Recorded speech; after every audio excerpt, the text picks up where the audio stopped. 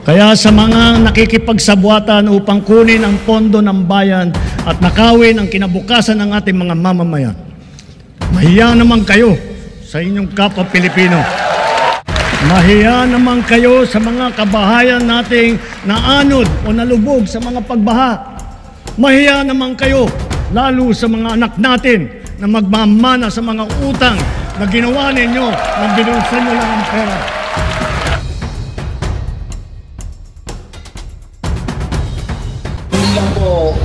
Bilang district engineer.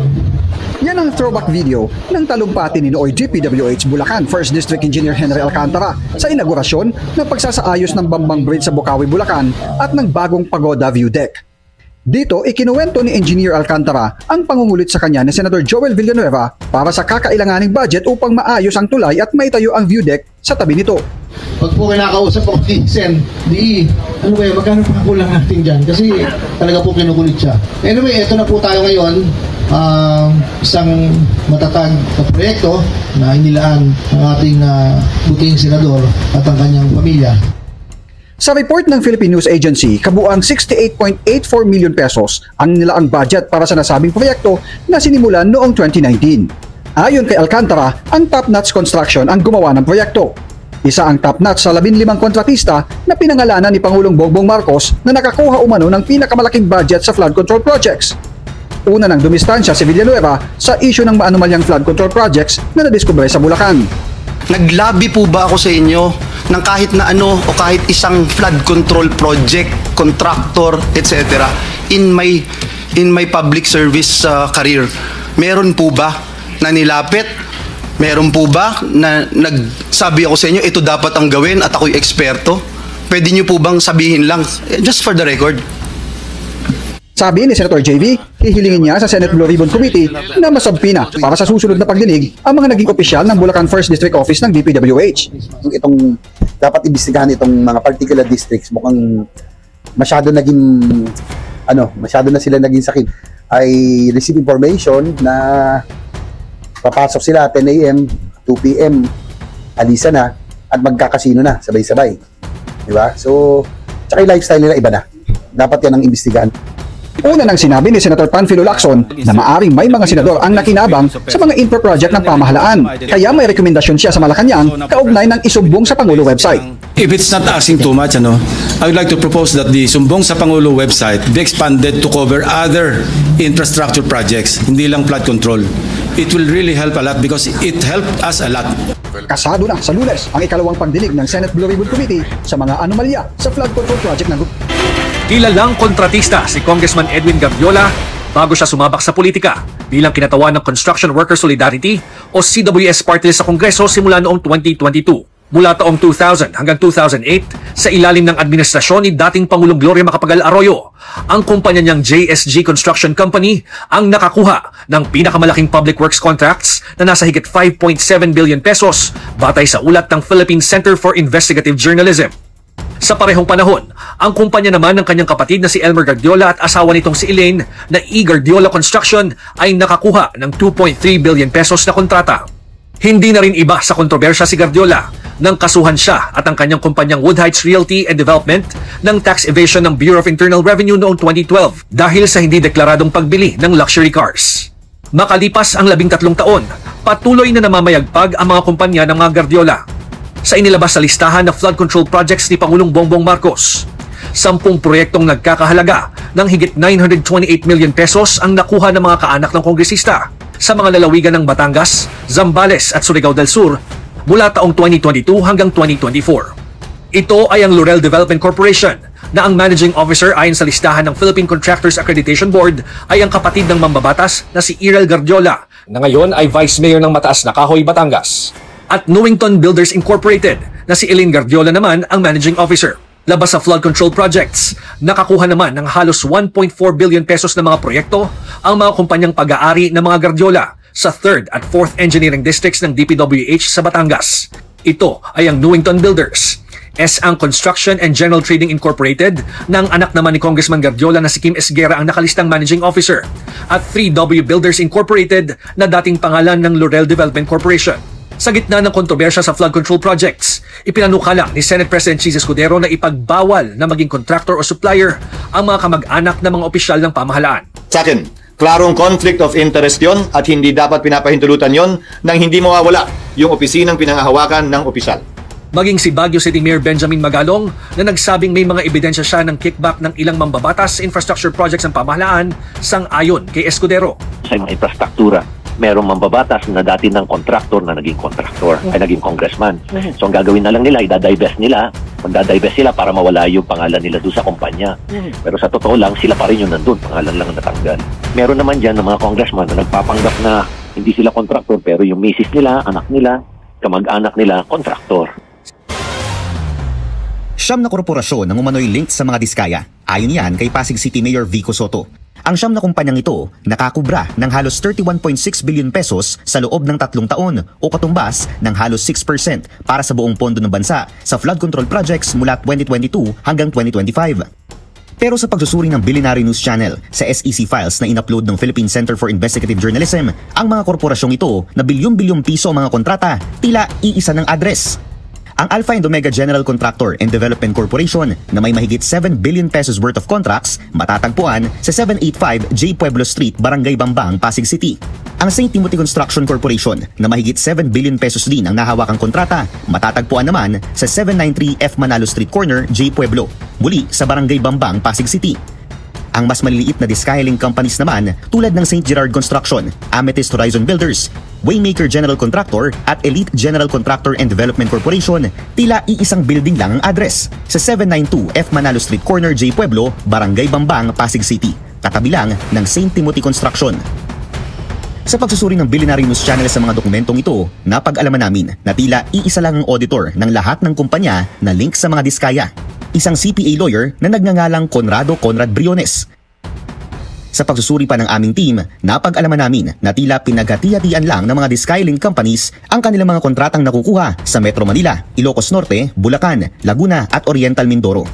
Ayon sa aming mga kinonsultang legal experts, posible itong mag-violate sa ilang mga batas tulad ng Government Procurement Reform Act at Philippine Competition Act sakaling mapatunayan na nagkaroon ng bid rigging.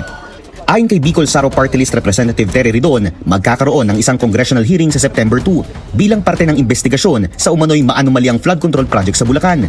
Ito ay matapos magalit ang Pangulo sa ilang palpak na proyekto, kabilang na ang isa na hawak ng mga diskaya.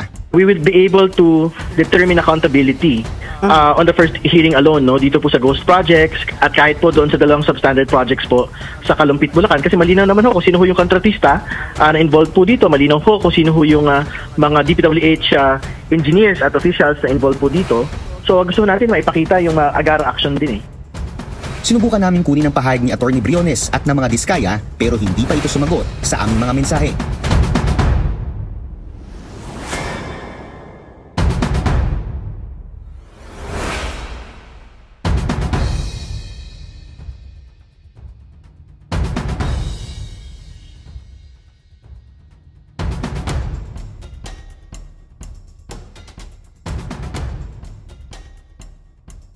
Ang ating po district engineer na taga-Bukawi, sabi po niya siya ay pinakamagandang lalaki na district engineer ng DPWH, si Henry Alcantara. Ayon sa mga contractors at DPWH officials na nakipag-usap mismo sa akin at aking staff, ang dalawang ito ay halos pareho lang ang pagmamahal sa pera.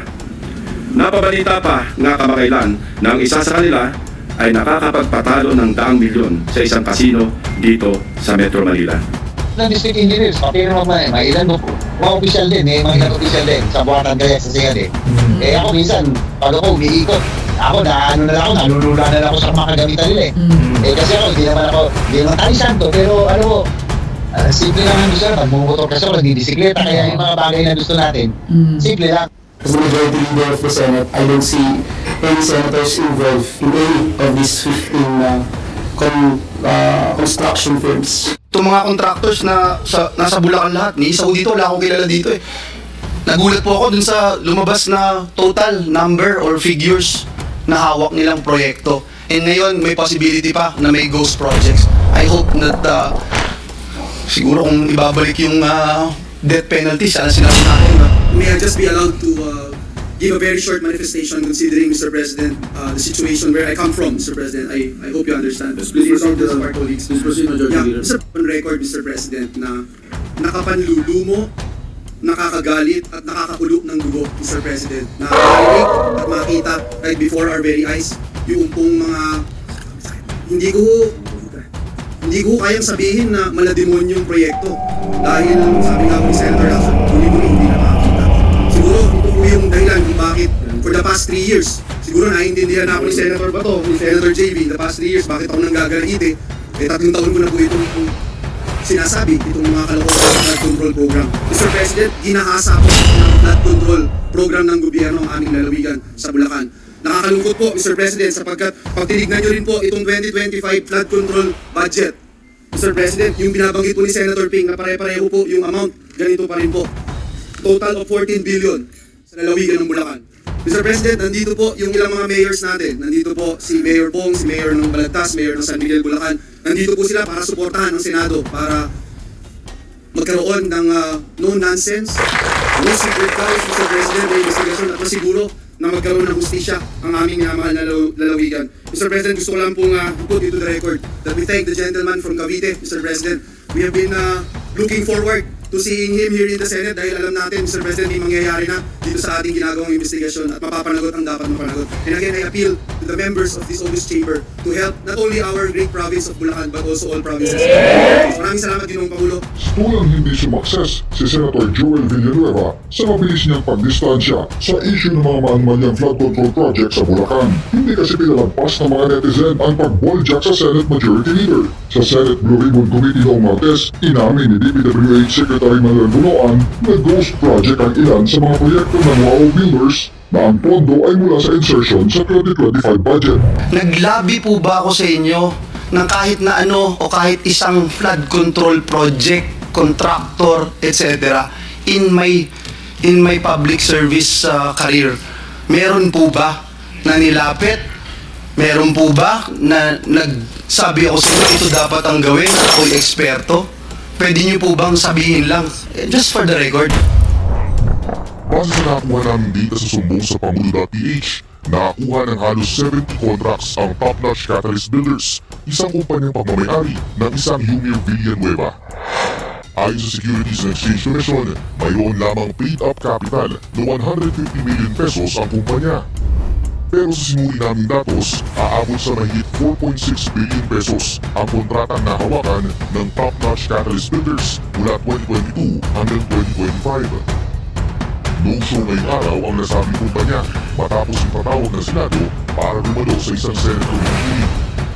Isa kasi ang top-notch Catalyst Builders sa mga umanay top 15 most favored contractors ng DPWH base sa ulat ni DPM. Makikita natin ang isang pattern ng mga proyektong guni-guni ng Darcy and Ana at Wawaw Builders sa Barangay Carillo, Abulalas, Iba at San Nicolas, 1st Engineering District ng Bulacan. Pare-parehong contract price, 77.199 million pesos. Pare-parehong riverbank protection structure, pare-parehong guni-guni. Very distinctly ghost projects. Ang mga taong nasa likod ng scheme na ito o scam na ito ang dapat ipinampupukpok sa pagbabaon ng mga seat files. Hindi ito kababalagan, Mr. President. This is well orchestrated by an organized network of people who abuse their power. May isang grupo sa loob ng 1st District Engineering Office ng Bulacan na kilalang sindikato ng mga substandard at ghost projects. Ang kanilang modus, manghihiram ng lisensya sa mga suki nilang contractors. Gamit ang lisensya ng contractors, sila na ang mag-implement ng proyekto. O kung hindi man, magpoproseso ng mga dokumento para lumabas na completed na ang mga ghost projects. My office is willing and ready to provide the names of the members of this well-organized syndicate inside the Bulacan 1st District Engineering Office, including probable witnesses to testify against them if and when the appropriate authorities will open a formal investigation into these morally wicked schemes to defraud our people of their hard-earned taxpayers' money. For the information of the body, inikot at siniyasat din po namin ang ilang mga proyekto sa Kabikulan, Davao Peninsula, Western Visayas at Central Mindanao. Kasalukuyang ginagawa pa ang validation ng aming findings para sa mga susunod na investigasyon. Mr. President, my distinguished colleagues, we all heard President Marcos Jr. in his rare, exasperated, confrontational tone during his fourth SONA last July 28. Pinalapakan natin siya ng malakas nang sabihin niya sa ating harap-harapan sa plenaryo ng Batasang Pambansa, mahiya naman kayo. And rightly so, since he also said in the same SONA that he witnessed firsthand how the floodgates of corruption have swung wide open in many areas he personally inspected. He saw defective flood control projects, obviously built with substandard materials or not built at all, wasting hundreds of billions of pesos in taxpayers' money, drifted away and down the drain. And all this, Mr. President, went straight to the pockets of the insatiably greedy, so vile, so greedy, and corruptly torn politicians, DPWH officials and contractors, colliding among themselves, unmindful of the lives lost and the properties destroyed, all for their lust for money. This humble representation just confirmed with sordid details what President Marcos announced in the launching of the Sumbong sa Pangulo website. Mr. President, distinguished colleagues, we can do our part in leading the way under your leadership and the cooperation that each and every one of us in this august hall to set the example in good governance. We can start with an honest to goodness and fully transparent deliberation of the 2026 National Budget Measure that will truly represent the hopes and aspirations of our people for a better Philippines. Sa isang taon, huwag naman sana nating marinig na mapagsabihan tayo na mga walang iya kayo. Sa haba at lawak ng aming pagsisiyasat, may mga gusto magsalita at tumulong. District engineers na napipilitang ipa-implement ang mga binagsak na project sa kanilang distrito na hindi naman sila ang nagplano kaya hindi naisama sa National Expenditure Program. Subalit, dahil nagmula sa mga insertions ng mga tinaguriang funders sa Kongreso, mga contractors na kapit sa patalim dahil sa bulok na sistema ng talamak na lagayan, tali ang mga kamay dahil sa kanilang pakikisama na kasalalay ang kanilang hanap buhay. At higit sa lahat, mga taong bayan na nais ipaabot ang kanilang hinaing. Madami din sa mga nakausap namin ang handang pangalanan ang mga tiwaling opisyal ng gobyerno na tunay na nasa likod ng mga milagro sa flood control. Ang halos nagkakaisang tanong nila na mahirap kong saguting mag-isa. Sagot ba ninyo ang kaligtasan namin at sigurado bang tuloy-tuloy ang laban hanggang sa dulo? O habang mainit lamang ang issue na ito? When few good officials or regretful men are willing to speak truth to power, they must be heard. They must be seen. They must be protected. The depth of corruption has become so overwhelming that it drowns us in our sad reality. More than flood control, what the Filipino people badly need to see is grid control. Thank you, Mr. President. Thank you, Senator Lacson. Kitang-kita ko na maraming proyekto para sa flood control ay palpak at guho. At yung iba, guni-guni lang. Huwag na po tayo magtumuli. Alam naman ng buong madla na nagkakarakit sa mga proyekto. Mga kickback, mga initiative, errata, SOP, for the boys. Kaya sa mga nakikipagsabwatan upang kunin ang pondo ng bayan at nakawin ang kinabukasan ng ating mga mamamayan, mahiya naman kayo sa inyong kapwa Pilipino.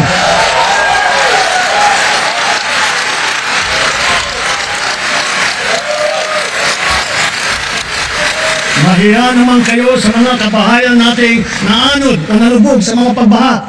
Mahiya naman kayo, lalo sa mga anak natin na magmamana sa mga utang na ginawa ninyo na binuksan nyo ng pera.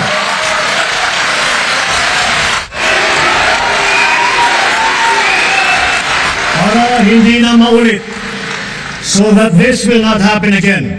First, the DPWH will immediately submit to me a list of all flood control projects from every region that were started or completed in the last 3 years. Second, the Regional Project Monitoring Committee shall examine that list of projects and give a report on those that have been failures, those that were not finished, and those that are alleged to be ghost projects.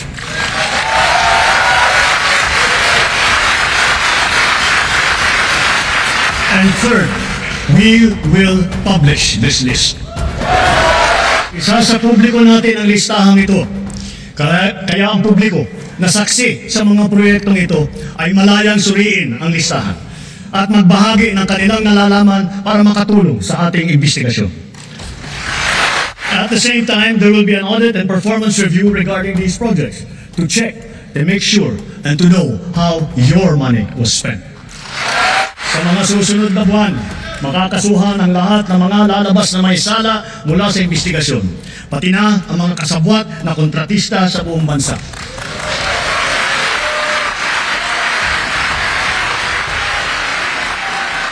Kailangan malaman ng taong bayan ang buong katotohanan. Kailangan may managot sa naging matinding pinsala at katiwalian. Si House Public Order and Safety Committee Chair Rolando Valeriano nakakahiya na. Nakakagalit po yun, nakakasuka nga ang tempo yung ganitong sistemang korupsyon. So, imagine mo habang binabaha yung taong bayan, may ilang mga opisyal, may mga negosyante na pinakakakitaan pa ito.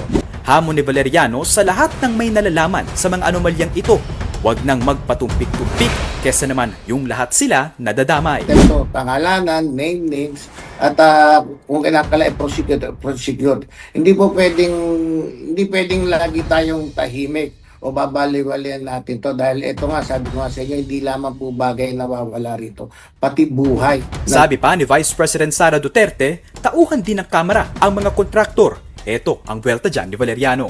Masyadong mababa naman yung tingin ng Vice President sa Kongreso. Kung sinasabi niyang dalawa o ilang tao. Siguro dapat niya sagutin saan napunta yung confidential fund, di ba kung bakit masama ang performance o malami ang performance ng DepEd during her time. Wag niya nang idamay yung buong Kongreso para pagtakpan po yung ganong mga kapalpakan niya. Said that he took responsibility because it was under his, all of these things happened, all of these problems happened under his watch. So under the principle of command responsibility, he felt that he should leave his post. So, and why Vince Dizon? Because he seems he's done a very good job at the OTR, and I think he's already set the stage for all of the things that we need to do. So pwede na niyang iwanan and go to Public Works because he's also familiar with the workings of the Department of Public Works and Highways. Sir, paano po mangyayari dun sa Independent Commission?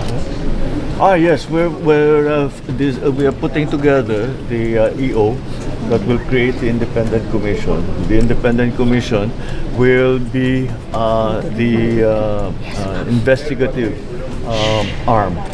So that they will continue to investigate whatever information is received. It will be sent to them. They will investigate it, and they will make recommendations as to how to proceed. Whether kasuhan itong mga ito or i-ombudsman o dalhin sa DOJ, whatever it is. But they will recommend to the executive what to do with certain parties who have been found to be